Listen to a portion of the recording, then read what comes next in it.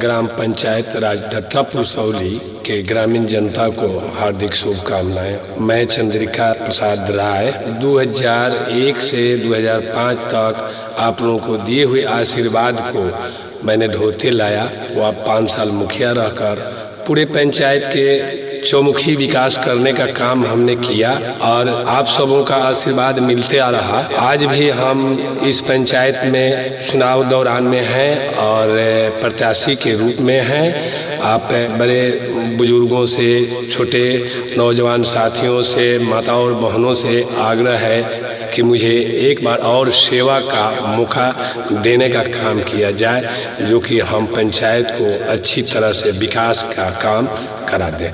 कुछ ऐसी हमारी योजनाएं हैं और जो सोच है उसको हम पूरा करके आप सबों के सामने छोड़ेंगे। अभी भी हम इस पंचायत के चुनाव में आप सबों के सामने प्रतिदिन आते हैं, आप सबों से मिलते हैं। आप सबों से यही आग्रह है कि मुझे एक बार मौका दें, फिर से मुखिया बनावें और आप लोगों का हम सेवा करें। सेवा के ही भावना है हमको। पंचायत का विकास हो तो लोग, आने वाली पीढ़ी भी हमको कहे कि हाँ, कोई प्रत्याशी, कोई मुखिया था जो कि ऐसा कार्य किया और सराहनीय कार्य होगा।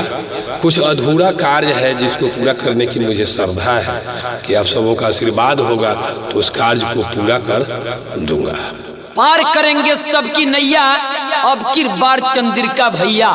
जी हाँ, ग्राम पंचायत राज डट्टा पुरसौली के भावी मुखिया प्रत्याशी चंद्रिका प्रसाद राय। जी हाँ, ग्राम पंचायत राज डट्टा पुरसौली के तमाम माताओं बहनों से आग्रह है, नौजवान साथियों से आग्रह है, बड़ बुजुर्गों से आग्रह है कि इस बार चुकना नहीं है, किसी के झांसे में नहीं आना है। अपना एक एक वोट देकर भारी से भारी मतों से विजयी बनाना है और ग्राम पंचायत राज डट्टा पुरसौली के मुखिया चंद्रिका प्रसाद राय को ही बनाना है। चंद्रिका प्रसाद राय को ही बनाना है।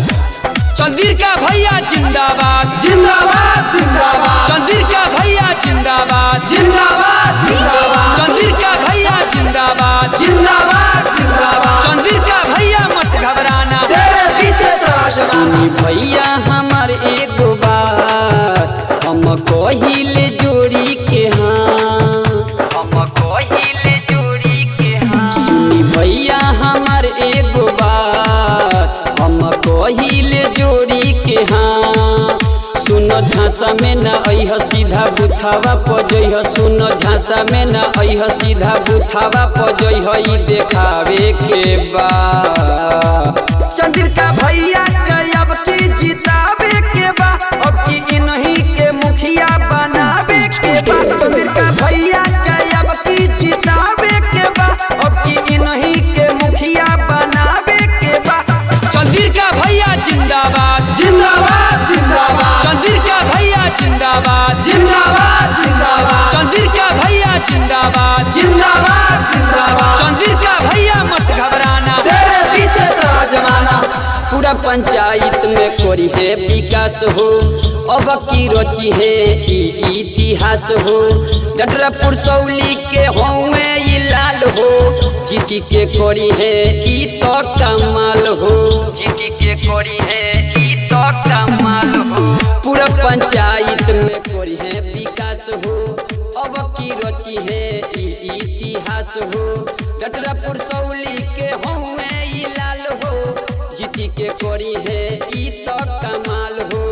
घरे घरे घूमे अइहे दुख सबके मिटइहे, घरे घरे घूमे अइहे दुख सबके मिटइहे, ई देखावे के बा चंद्रिका भैया के अब की जितावे के बा, अब की इन्हीं के मुखिया बनावे के बा। चंद्रिका भैया के अब की जितावे के बा, अब की इन्हीं के मुखिया बनावे के बा। चंद्रिका भैया जिंदाबाद जिंदाबाद जिंदाबाद। चंद्रिका भैया जिंदाबाद जिंदाबाद जिंदाबाद। चंद्रिका भैया मत घबराना, तेरे पीछे सारा जमाना। चंद्रिका भैया मत घबराना, तेरे पीछे सारा जमाना।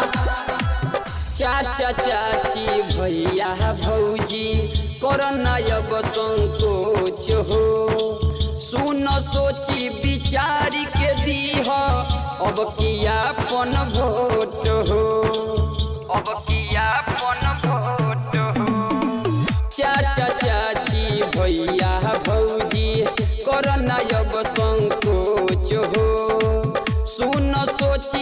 विचारी के दी हो अब किया अपन वोट हो। करतानी हमनी होरा इनकर नईखे हो जोड़ा, करतानी हमनी होरा इनकर नईखे हो जोड़ा, सभे नावे के बा चंद्रिका भैया के अब की जितावे के बा, अब की इन्हीं के मुखिया बना